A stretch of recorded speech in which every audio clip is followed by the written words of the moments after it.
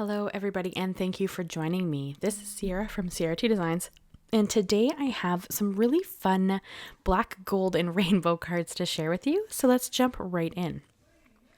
So to start, I am going to create my 5x7 card bases. So I'm going to cut a piece of cardstock down to 10x7, and then I will score at the 5-inch mark, making my 5x7 bases.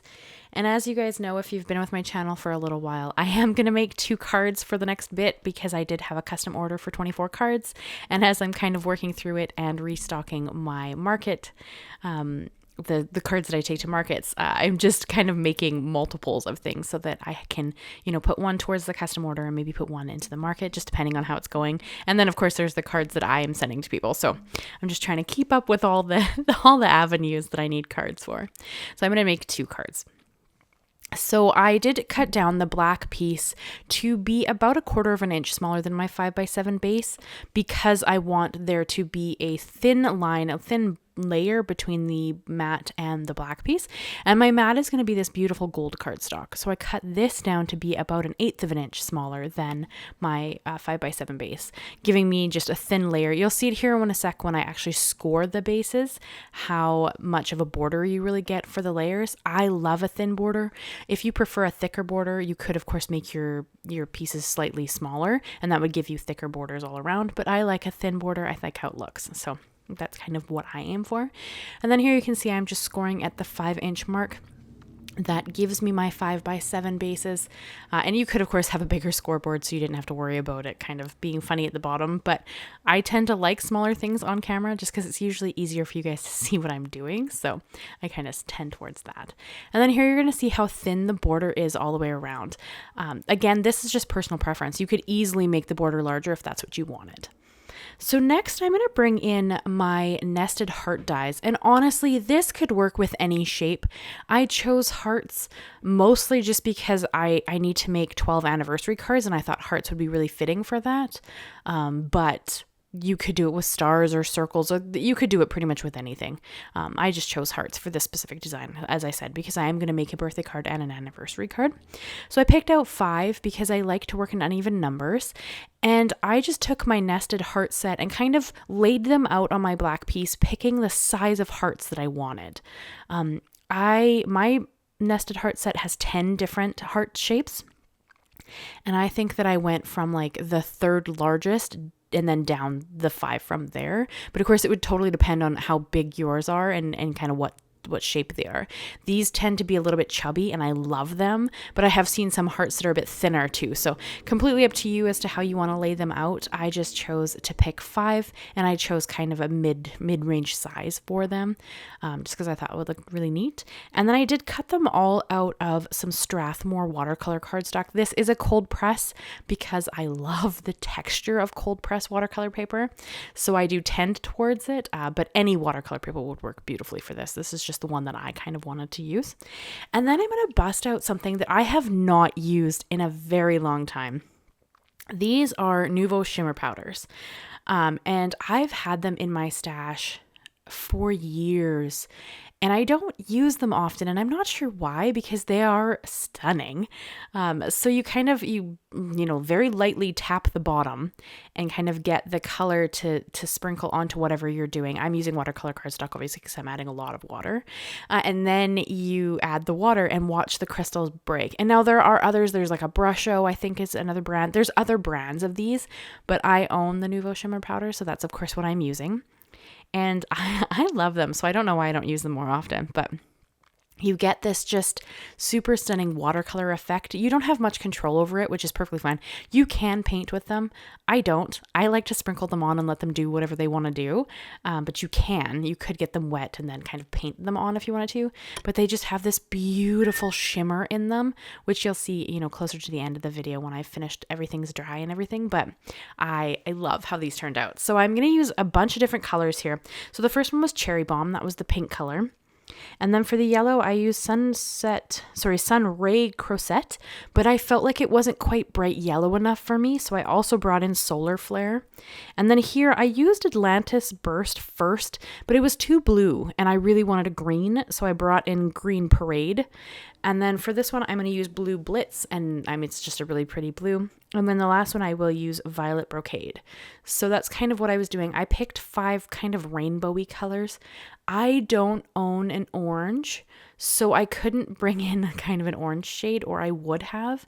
So that's why I jumped straight from pink to yellow.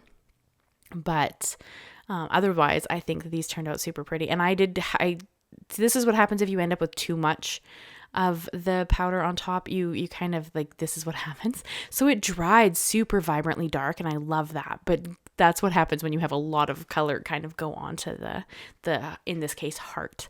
But I just thought those were really pretty. I did do it in my Splat box. I should have done this splatter in my Splat box.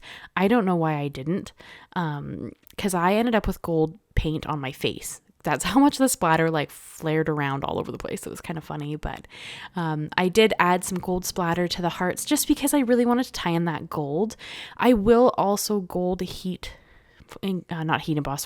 foil my sentiments, but that's kind of where I'm trying to bring in just a little touch of gold everywhere just to add that little bit of extra, because I love gold. I think it's really pretty. So I'm kind of just trying to add a little bit of flair everywhere.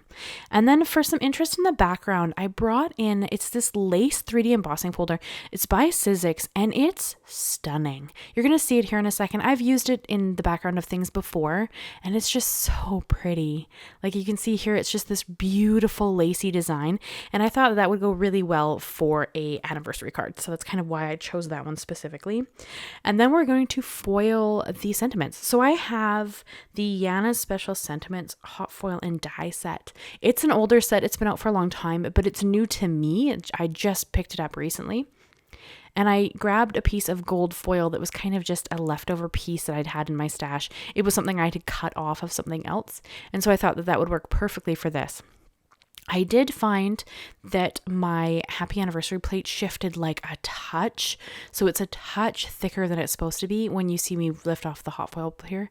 It's not bad. It's not even really noticeable other than I can see it because I did it, but totally usable. You should probably tape down your stuff. But I'm bad, and I pretty much never do tape down my hot foil plates. So you probably should, but I don't. So, take that with a grain of salt. And I find that I don't line dies up well. You see that it shifted there, and I didn't notice that it had shifted up a little bit. So I cut kind of really close to the bottom of the happy anniversary. It's fine. Again, it's not a big deal. It's just one of those things where if I had noticed it shifted, I would have fixed it. But it's fine. It's still beautiful. It still worked out great. It's just that it shifted to the bottom of the anniversary is really close to the end of the die cut.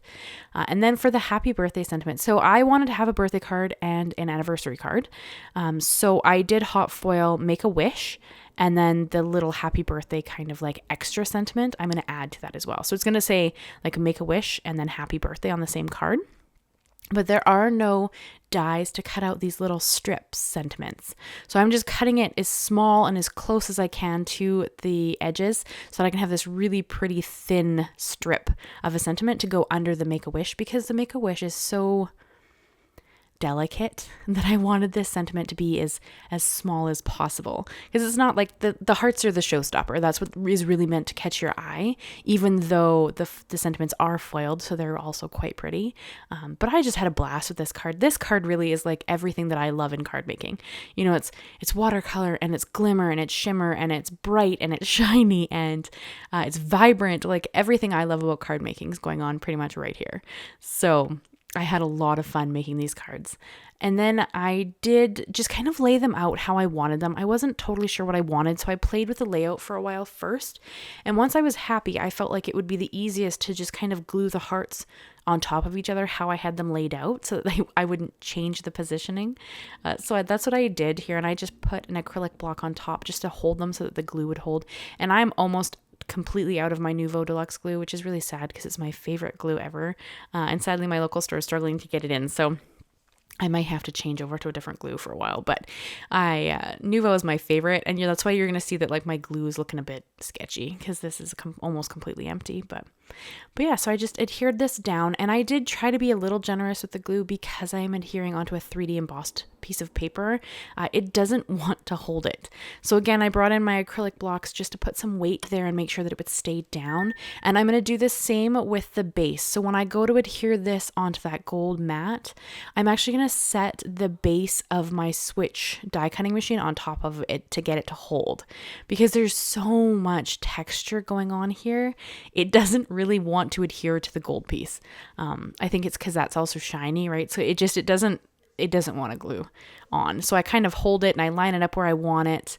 And then I set the base on top just to get it to stay there once I'm happy with where it is. And then we kind of move on to adding the sentiments. So for the Make-A-Wish Happy Birthday, I could easily tuck the Happy Birthday kind of under the Make-A-Wish and it looks really cute.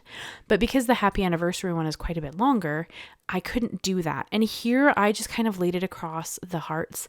But because the hearts are quite thick, because it is a very heavyweight watercolor cardstock, it's like 140 pounds, this cardstock.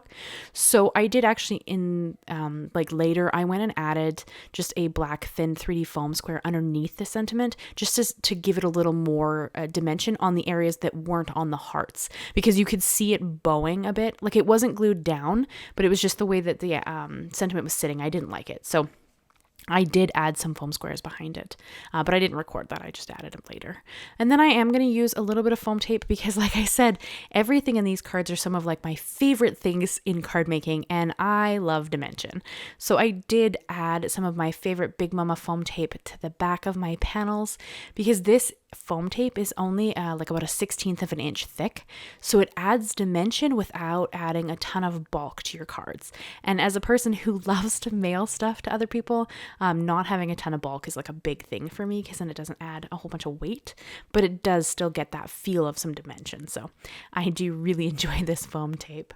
But yeah, so then I'm just going to stick that down. We're going to remove the release paper and stick them onto the bases.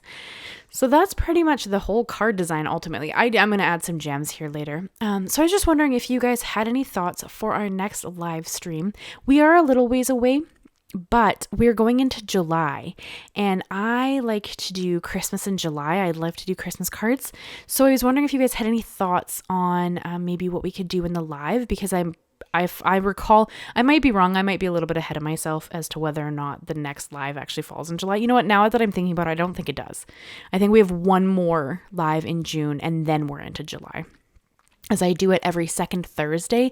And I just did a live last Thursday, and we made a journal from scratch. So that was pretty exciting. We did a whole journal in that live. So I think it took me about 4 hours to make it. But I think it turned out phenomenal. Like, I'm really excited about it. But so I was wondering if you had any ideas on what you might like to see in the next live. Let me know if you have any thoughts. I'm completely open to, working on whatever project you guys like to see or like to work on, or if there's a technique you'd like me to go into, excuse me, then we can definitely work through that. Or, so yeah, leave me a comment. Let me know if you have any thoughts or a technique you'd like to see, whatever you're thinking. And if you have any ideas for Christmas projects, you can let me know of that as well, because we will do those in July. I'm hoping, we'll have to see how the month pans. I'm hoping to do predominantly Christmas in July. Normally in the past, I have done every Monday video as a Christmas video, and then Thursday was just kind of whatever I wanted it to be. But we'll see. We'll see how the month turns out. So Mondays will definitely be Christmas and July videos, and then Thursdays we'll see what happens. It might be Christmas, it might not be Christmas. I don't know. We are not quite there yet, so we will see how that goes. But yeah, let me know if you have any thoughts, because I would love to hear them. So I did go in and just add some really pretty crystals. These have gold glitter in them. I think you can still get them, but they're from a different company, I believe, than the ones I have. But I will link everything down below if I can find it. And if I can't find it, I try to find something very similar to what I used.